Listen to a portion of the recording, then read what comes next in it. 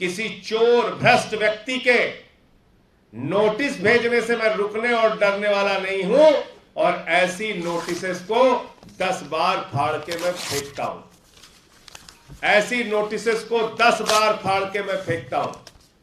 खादी के अंदर लाखों की संख्या में कारीगर काम करते हैं,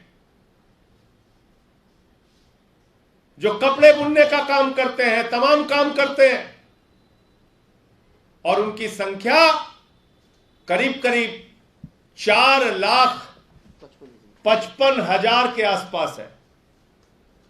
4,55,000 ऐसे कारीगर हैं जो खादी में सिलाई का, बुनाई का काम करते हैं। याद रखिएगा, कोई मामूली संख्या नहीं है, 4,55,000। और इसमें घपला सामने आया। इन कारीगरों को जो भुगतान होना था खादी से, उसमें बड़ी हेराफेरी, करोड़ों की, अरबों की हेराफेरी का मामला सामने आया। कारीगर हाईकोर्ट पहुंचते हैं, कहते हैं हुजूर, तमाम आदेशों के बावजूद, खादी विभाग के तमाम निर्देशों के बावजूद हमको कोई भी भुगतान चेक के माध्यम से, बैंक अकाउंट के माध्यम से नहीं किया जा रहा है।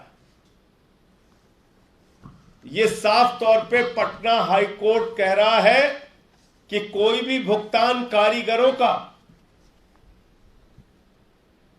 कैश में नहीं होना चाहिए। कोई भी भुगतान कारीगरों का कैश में नहीं होना चाहिए। यह मैं नहीं कह रहा हूं, पटना का हाई कोर्ट कह रहा है। 2017 के इस पत्र से, सितंबर के खादी के डायरेक्टर के इस पत्र से यह साबित हो रहा है कि कैश में पेमेंट करता रहा केवीआईसी। केवीआईसी कौन वाला? वीके सक्सेना की अध्यक्षता वाला। अब सबसे चौंकाने वाला तथ्य आपके सामने रखने जा रहा हूं। अब आप ये पूछेंगे कि कैश में पेमेंट हुआ, वीके सक्सेना जी ये घोटाला घपला करते रहे, ये अरबों खरबों की लूट करते रहे, तो कैसे करते रहे, कितना अमाउंट है उसका? ये संख्या आप जानेंगे तो आप हैरान हो जाएंगे। 4,55,000 में से मात्र 1,93,598 कारीगरों का अकाउंट खोला गया।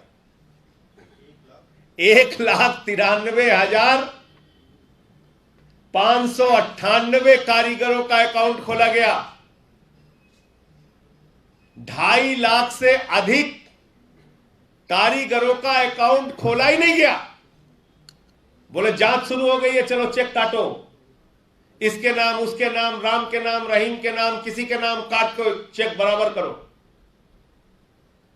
सेंट्रल विजिलेंस कमीशन ने कहा भाई तुम्हारे अकाउंट में 2-3 लाख रुपए थे, तुमने 3 करोड़ का चेक कैसे काट दिया?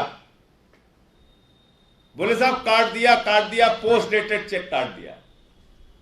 बोले अच्छा काट दिया, कोई बात नहीं, जरा वो चेक तो दिखाओ किससे काटा है चेक। अब आगे मजेदार कहानी सुनिए, वो लाइन दिखाइए आप।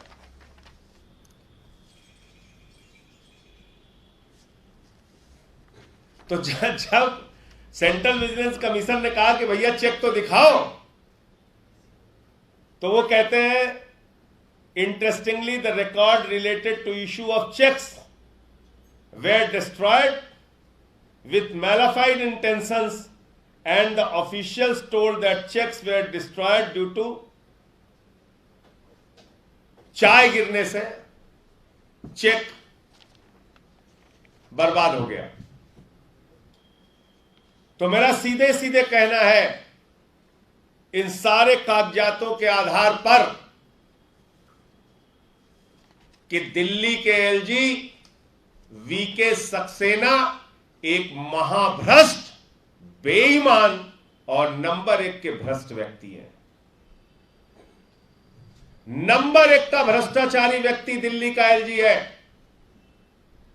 ऐसा भ्रष्टाचारी व्यक्ति जो केवीआईसी का अध्यक्ष रहते हुए 2.5 लाख कर्मचारियों का पैसा खा जाता है, ऐसा भ्रष्ट व्यक्ति जो 2.5 लाख कर्मचारियों का अरबों खरबों रुपए डकार जाता है, ऐसा भ्रष्ट व्यक्ति जो खादी जैसी पवित्र संस्था को अपने लूट का अड्डा बना देता है, ऐसे भ्रष्टाचारी व्यक्ति को नरेंद्र मोदी जी आप बताइए आपने दिल्ली का एलजी क्यों बनाया?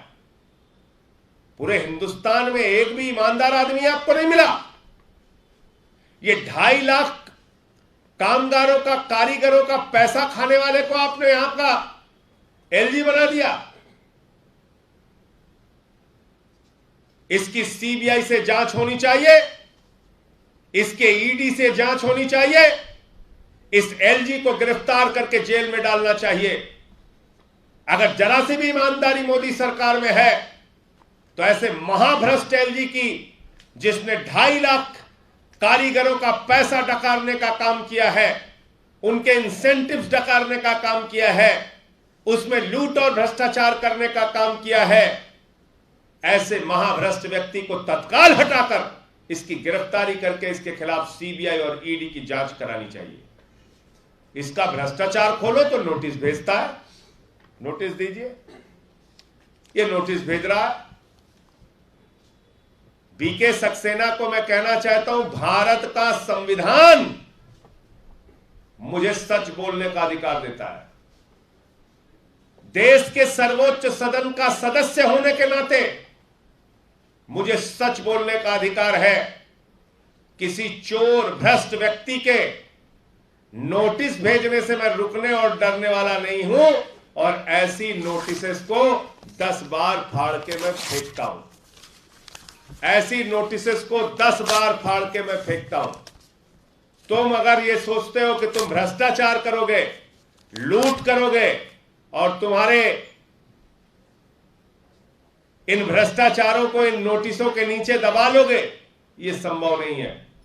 भारत का संविधान मुझे सच बोलने का अधिकार देता है। मैं देश के सर्वोच्च सदन का सदस्य हूं और तुम्हारे एक एक घोटाले बीके सक्सेना खोलूंगा। और याद रखना, आज राजनिवास के हैंडल से जवाब मत देना। राजनिवास तुम्हारा हैंडल नहीं है, राजनिवास उपराज्यपाल का ऑफिशियल हैंडल है। वीके सक्सेना के हैंडल से जवाब देना इन भ्रष्टाचारों का।